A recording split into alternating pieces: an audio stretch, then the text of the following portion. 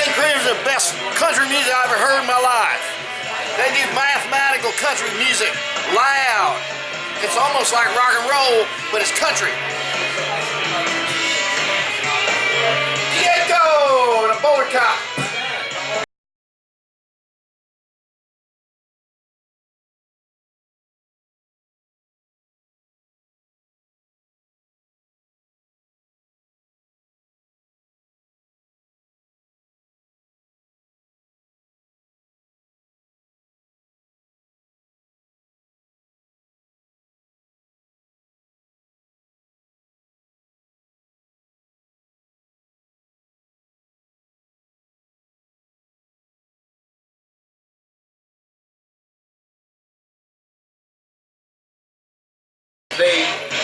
The wife has to pick stuff that she thinks that the husband will agree with. You know what I mean? Oh, so good.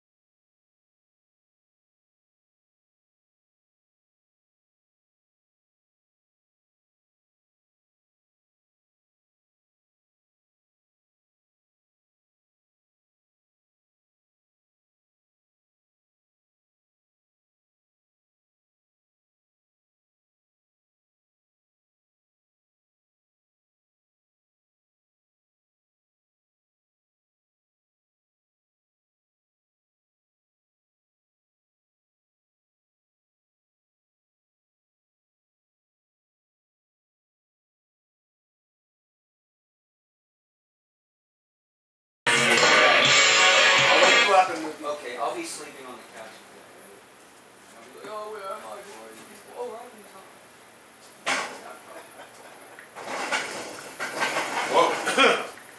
Whoa, whoa, whoa. Good evening, ladies and gentlemen, and welcome to downtown Gainesville, the known center of the universe, the Sidecar and Maud's Cafe. Yes. I'm your host of the Tabernacle of Hedonism, Tom Miller, and it's a great pleasure to be with you. Thank you so much. Hey, Tom, what's the theme for tonight? So tonight's theme is Off to Mexico. Arriba! Is that the theme, Reverend, or do we have a different theme? Is that the theme? Yeah, at midnight, Robert Young and I are leaving. The Reverend Angel Dust will be in control if there's any more of a show to be had, and I'm sure there will be.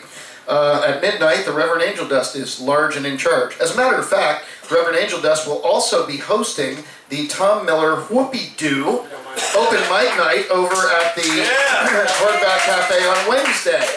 And he did this last Wednesday for me as I was doing the sound for King Lear and could not attend. And apparently what they're saying is that the Reverend Angel Dust is so much better than anything I do at the show. So what I'm thinking of doing is just leaving forever. And not ever doing the show again, because I want the show to be successful, and I want somebody who's perceived as being talented and better than me to run it. So it's been a pleasure. Thank you very much.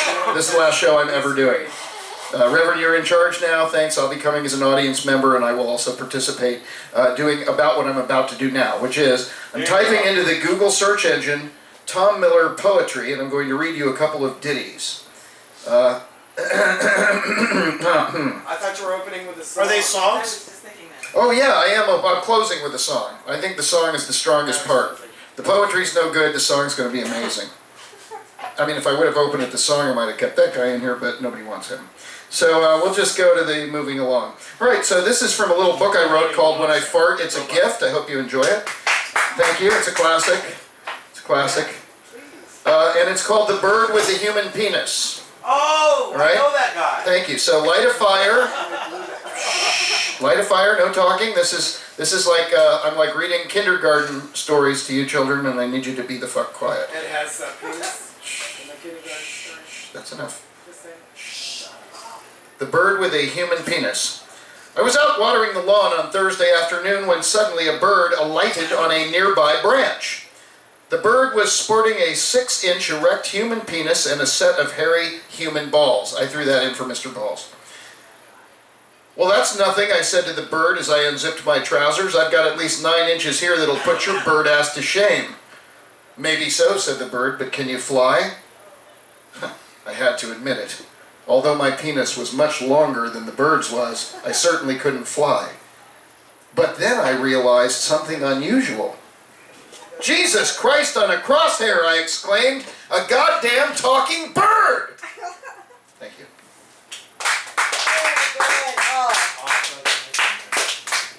Poet, no. I know that guy.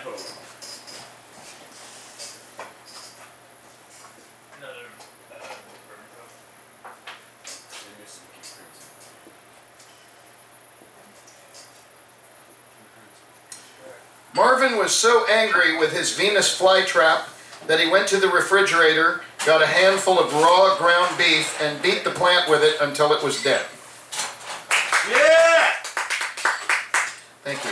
Dead I plant. feel that of all the subjects people can write poems about, nobody's writing poems for otters. I've looked, I can't find anybody that's doing it.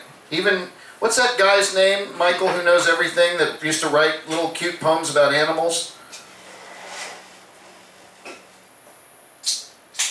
Nothing. He oughta know. Goofy little poems He oughta about know. animals. Lewis Carroll. We'll come back to that. But anyway, I wrote a poem for otters. Look at Michael's face. Well, he's not doing his act yet, so that's why he doesn't know. He'll come up with the answer when we get him up here. But I'd like to do a poem for otters because I think otters are. Edward Gorey. That's him. Yeah. Sure. Sure. I think you knew his last name. Gorey. Poem for the otters. Nobody writes a poem for otters, these wonderful creatures that swim and play. Oh, nobody writes a poem for otters, neither Poe nor Hemingway. And if there's a poem about an otter, I have never heard it said. If such a poem exists, dear reader, it's a poem that I've not read. This This may be the only poem to celebrate these one last one. animals. Lovely otters, singing, dancing, and their meat is good for eating. Would you like to join me beating otters in the heads with bats? Thank you. I also don't find many poems about boogers, and the romance and the passion that boogers can find when they get connected to each other. And your finger? I know, I've tasted. And I've read, no, it's okay. I do it all the time now because I read from a doctor that this is how human beings inoculate themselves. Monkeys do it. I think we should be doing it too. I think everybody should be picking their nose and eating whatever they can dig out of there at all times of the day. I don't think it should no longer be a stigma. And that's why I wrote this poem, this prose poem called A Moment Between Two Boogers. Please don't do it. It's a romance. It's a romance. Please don't eat a booger. Free the nostril. Oh, he's gonna do it, Tom. He's gonna pick a booger for you. He, $5, don't do it. now, please. He Oh my god. He was a composite booger made of dust particles, mucus, and blood clots. She was a moister, softer booger with a long tail that was affixed deep inside the nasal cavity. He had noticed her because each time a breath was taken, she would swing out back and forth. God, how beautiful she is, he thought to himself. They met finally and began to develop a wonderful relationship. They talked about humidity, fingernails, hair, sand, and tissue paper. There seemed to be no end to the wealth of variety to be found in their conversations. They were falling in love. One morning, he decided he would confess his love to her in the hopes that they might stick together for a long time to come, perhaps merging to form a union of one big booger. But without warning, tragedy struck. Just as he was beginning to tell her of his feelings, she was dug out at the root by a particularly ornery pinky. Just like that, in an instant, she was gone. This is how love comes to us, ladies and gentlemen. In fleeting moments, too soon lost into the anal of time.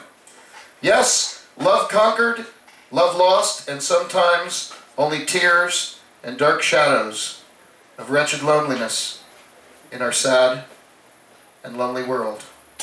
This is the life of a booger. Thank you.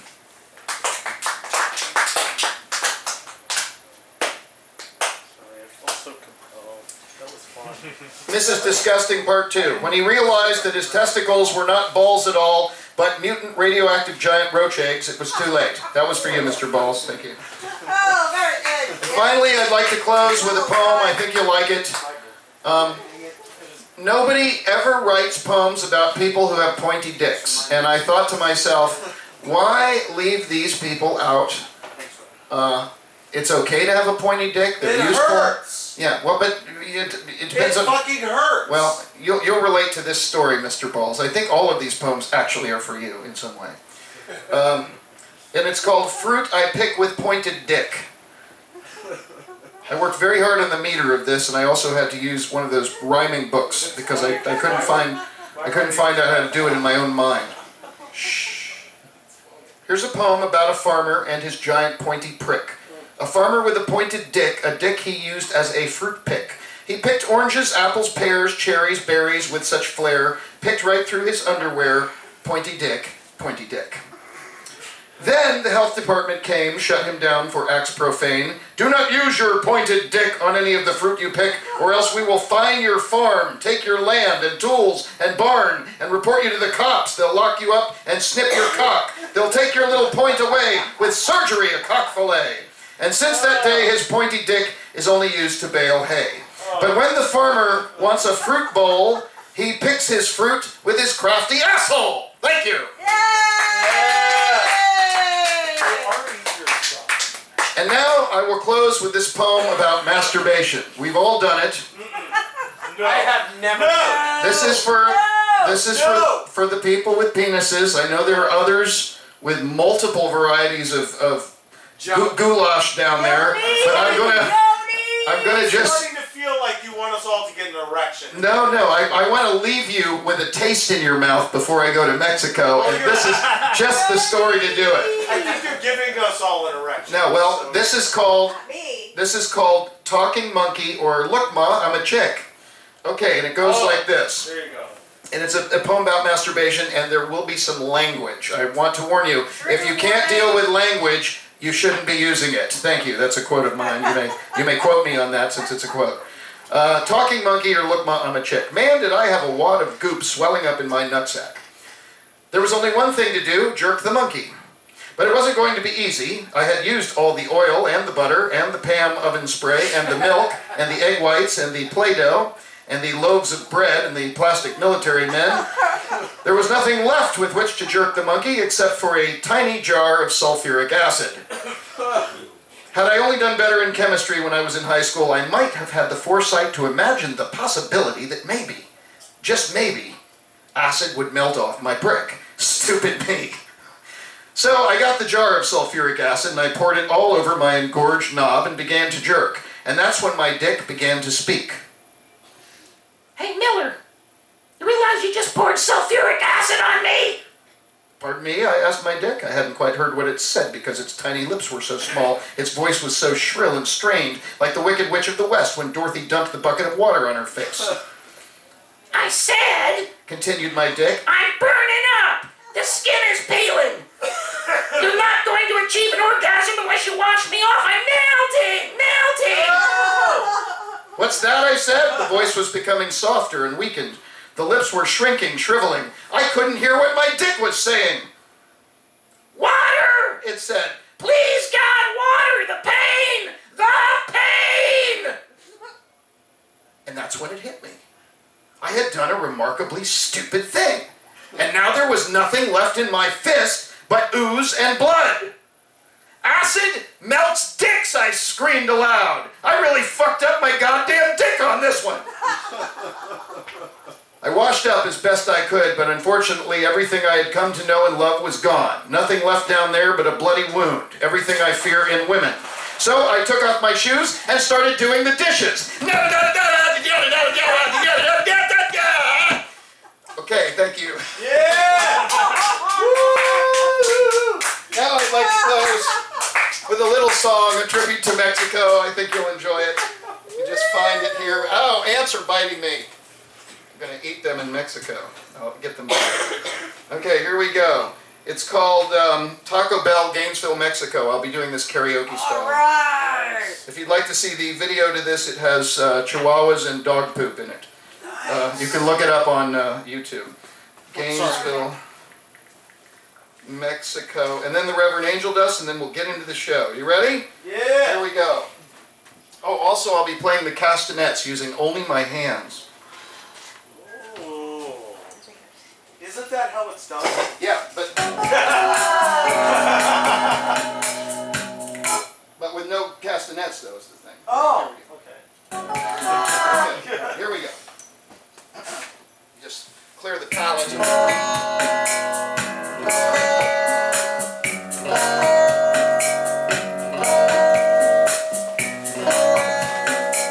Oh, that's sexy.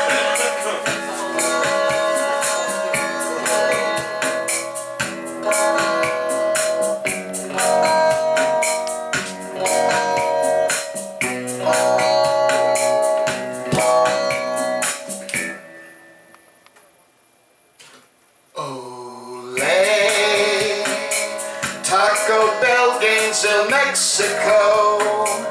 Margaritas for all. I'll have a margarita, please. Dance and sing, have a ball. Olé, fiesta, a grand parade. Grab your lady and promenade to the piñata of love. Got the bowl, get some candy, and the weather is dandy.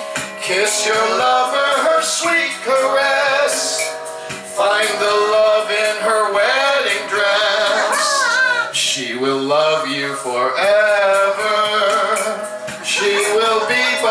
side. Taco Bell, Gainesville, Mexico. Into the sunset she'll ride.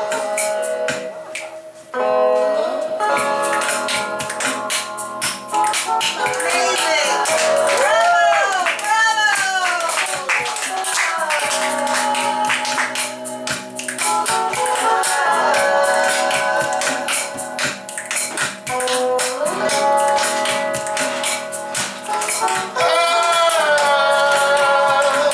Do it!